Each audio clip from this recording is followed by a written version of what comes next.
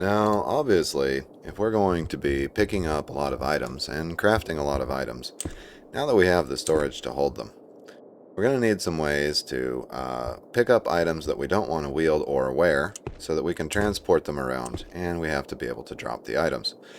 So today we'll cover get, drop, and drop. The get key is G. So I type G, and if there is multiple options, actually let's test this. From where I stand here, I just used the X Explore key to look over here and see we've got one aluminum can over here on the table.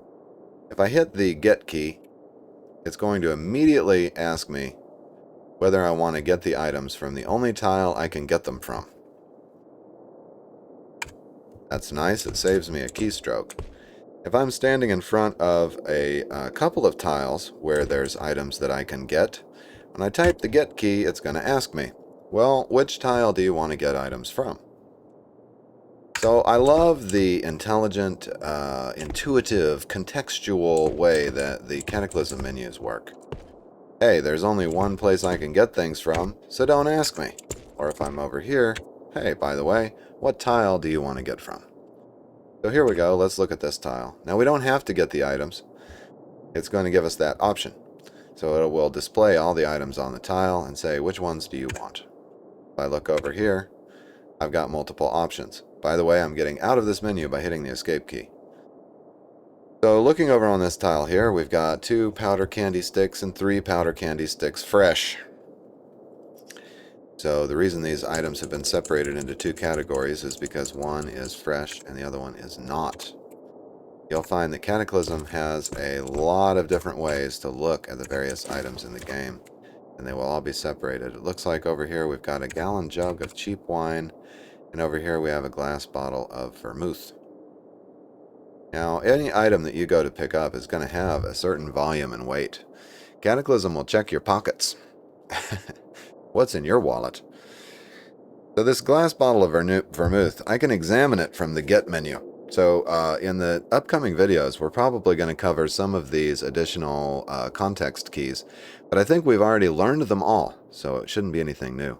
Remember how we can hit E to examine a tile? Well, we can also hit E from the inventory screen to examine an item. So we haven't even picked the item up yet, but we're getting detailed information about it before we make our decision.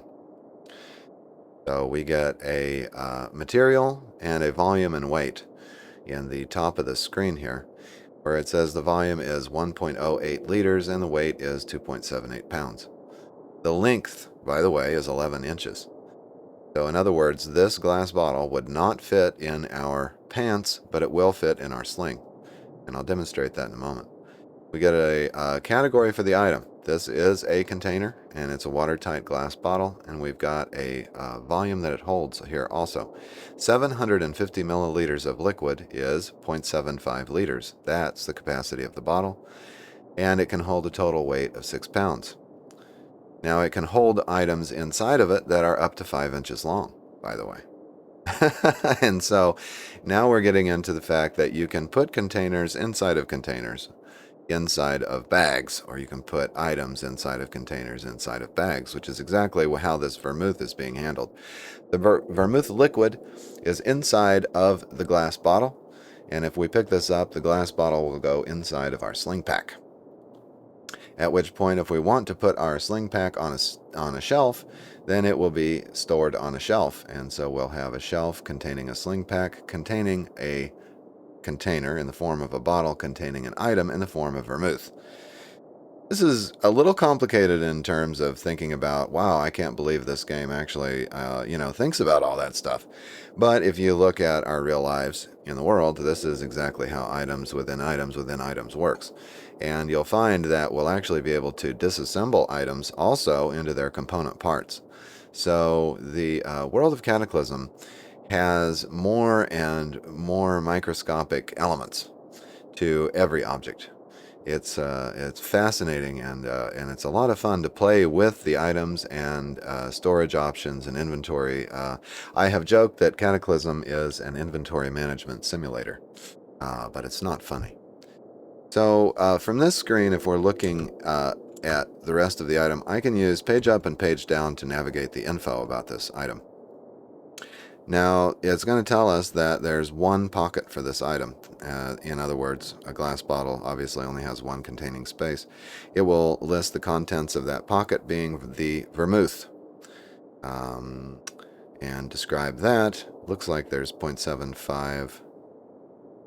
Contents of this pocket, contents of this item confuses me a little bit, but whatever. The bottle itself has a tool quality, level 1 boiling quality. And we'll get into tool qualities in a later episode. Here it's telling us that we can disassemble the item. And almost any item, I think probably, yeah, I'd say almost any item. There is a limit to the component parts where we eventually arrive at raw materials. But we can disassemble almost anything except the very raw ingredients. The disassembly would take a second and would yield 6 glass shards. In this case, disassembling the jar would basically mean smashing it. But that's not always the case. Sometimes you'll need tools to disassemble things, and you'll get multiple component parts, like if you took apart a television or something. It lets us know whether or not the item conducts electricity, more or less to let us know whether, if we wield this item as a weapon, whether it will conduct electricity. So it does not, because glass obviously doesn't. This looks like it's a wieldable item as a horrible weapon. It does 2 bash with a -4 to hit and 100 moves per attack. So there's that. It lets us know what it can be stored in. So in this list here, is this a complete list? I wonder. We've got golf bag, load-bearing vest with sling, long vine, seatbelt, short rope, short vine. I don't see our makeshift sling on this list. I might be overlooking it, so it may not be a complete list. It's interesting that you could tie this glass bottle to your body using a rope, by the way, something that we'll attempt to do later. It also lets us know what we could potentially use this as a crafting ingredient for. So we could turn this into a pipe to smoke illicit substances. It's a component of a flashlight, Molotov cocktail, and water purifier. There may be additional recipes. I'm not sure that's a complete list either, and it depends on what we know how to craft, I expect.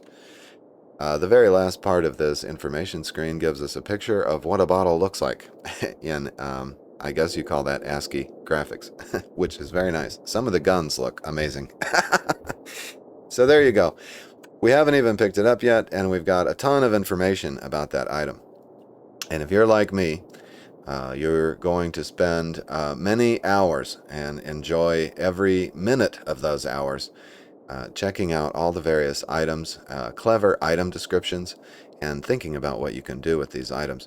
For example, I saw a Molotov cocktail on that list, so when I see this glass bottle of vermouth, I not only see an opportunity to get my character drunk, but if we were to unload the vermouth from this bottle, we could use it to craft a fiery thrown weapon. Let's say I want to pick everything up. By the way, to pick this item up, I'm using the right arrow key.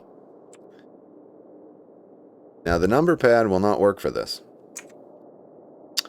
If I hit the number pad, I'm trying to indicate a number of items that I want to pick up from the glass bottle. So if there's a stack of items here, if you look down at the bottom of the screen, I can indicate... Hold on, let's see, let's try this again. If I use the 6 key... Oh, I see. Oh, actually it did work. I beg your pardon. But let's just do this the way I normally do it. I would use the right arrow key on the keyboard, which will put a little plus sign next to the item. And when I hit enter, it will move it to my inventory.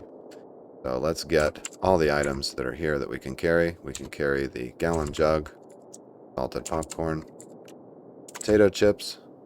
Here we have multiple options. I've done it again by hitting the wrong key. Here we go. I'm going to hit right arrow, right arrow, and that'll select both of the items on that square. Let's pick up these raw materials here. I'm going to pick up all 3 of the crafting ingredients that are on the floor. Now I noticed that the stick says it does not fit in any pocket. Oh, by the way, oh wow, the stick is a much better weapon than I thought. So what I've done is I hit the get key, then I hit the examine key to examine the stick. It's a respectable length of wood. Ah, I see, it's 51 inches long. This is why it won't fit in our sling pack, which can only hold items up to 17 inches long, or 19 inches, whatever it said. So it makes a decent melee weapon, and indeed it does. Bash 14 to hit +1. Now, it's not as good as our golf club, but I now wish in the first episode of the series where we were smashing things to get weapons that we would have tried stick.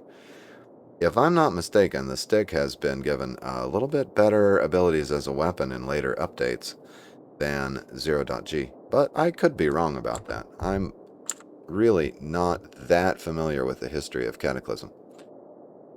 We've got some blocking abilities in this weapon also, which is nice. What else have we got here for information? It can be stored in a golf bag. So it looks like if we find a golf bag, that may be a better storage option than the sling pack that we made.